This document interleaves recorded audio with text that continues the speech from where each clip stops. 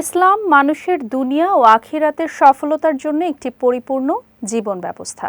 এই ক্ষণস্থায়ী দুনিয়ার জীবন মূলত একটি পরীক্ষা, যেখানে সফলতা অর্জন নির্ভর করে ঈমান ও আমলের উপর। আল্লাহ তাআলা বান্দার জন্য এমন কিছু আমল নির্ধারণ করেছেন যেগুলোর মাধ্যমে তিনি গুনাহ মাফ করেন এবং একই সঙ্গে মর্যাদা বৃদ্ধি করে দেন। বিস্তারিত থাকছে ডেস্ক রিপোর্টে। ইসলাম একটি পরিপূর্ণ জীবন ব্যবস্থা যা মানুষের দুনিয়া ও আখিরাত উভয় জীবনের সফলতার পথ দেখায়। এই দুনিয়ার জীবন ক্ষণস্থায়ী এবং এটি মূলত একটি পরীক্ষা। যে ব্যক্তি ঈমান ও সৎ আমলের মাধ্যমে এই পরীক্ষায় উত্তীর্ণ হতে পারবে, পরকালে সেই হবে প্রকৃত সফলকাম, আর যারা ব্যর্থ হবে তাদের জন্য রয়েছে কঠিন শাস্তি। পবিত্র কুরআনে আল্লাহ তাআলা ইরশাদ করেছেন, প্রত্যেক প্রাণীকেই মৃত্যুর স্বাদ গ্রহণ করতে হবে এবং কিয়ামতের দিন সবাইকে পূর্ণ প্রতিদান দেওয়া হবে। যাকে জাহান্নাম থেকে রক্ষা করা হবে এবং জান্নাতে প্রবেশ করানো হবে, সেই প্রকৃত সফল।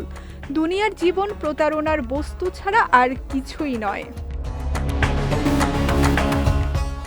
এই পরীক্ষায় সফল হওয়ার জন্য রাসূল সাল্লাল্লাহু আলাইহি ওয়াসাল্লাম উম্মতকে অসংখ্য দিক নির্দেশনা দিয়েছেন। তিনি আমাদের জানিয়েছেন এমন কিছু আমলের কথা যেগুলো দেখতে সহজ হলেও এর প্রতিদান অত্যন্ত মহান। আবু হুরাইরা রাদিয়াল্লাহু তাআলা আনহু থেকে বর্ণিত এক হাদিসে এসেছে, একদিন রাসূল সাল্লাল্লাহু আলাইহি ওয়াসাল্লাম সাহাবায়ে কেরামদের উদ্দেশ্যে বলেন, তিনি কি এমন কিছু কাজের কথা বলবেন না যার মাধ্যমে আল্লাহ তাআলা বান্দার গুনাহসমূহ মাফ করে দেন এবং তার মর্যাদা বৃদ্ধি করে দেন? সাহাবীরা আগ্রহ ভরে সম্মতি জানালে নবীজি সাল্লাল্লাহু আলাইহি ওয়াসাল্লাম বলেন, কষ্ট ও অসুবিধা সত্ত্বেও পরিপূর্ণভাবে ওযু করা, নামাজ আদায়ের উদ্দেশ্যে বেশি বেশি মসজিদের দিকে হাঁটা এবং এক ওয়াক্তের নামাজ শেষ করে পরবর্তী ওয়াক্তের নামাজের অপেক্ষায় থাকা। এই আমলগুলোর মাধ্যমে আল্লাহ তাআলা বান্দার গুনাহ মুছে দেন এবং তাকে উচ্চ মর্যাদা দান করেন।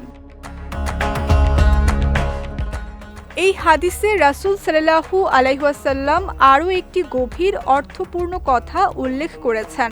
তিনি বলেন, জেনে রাখো, এটাই হলো রিবাত, অর্থাৎ আল্লাহর আনুগত্যে নিজেকে আবদ্ধ রাখা এবং শয়তানের কুমন্ত্রণা ও নফসের বিরুদ্ধে সদা প্রস্তুত থাকা। এই আমলগুলো মানুষের অন্তরকে জীবিত রাখে, ঈমানকে মজবুত করে এবং বান্দাকে আল্লাহর নৈকট্যের পথে এগিয়ে নেয়।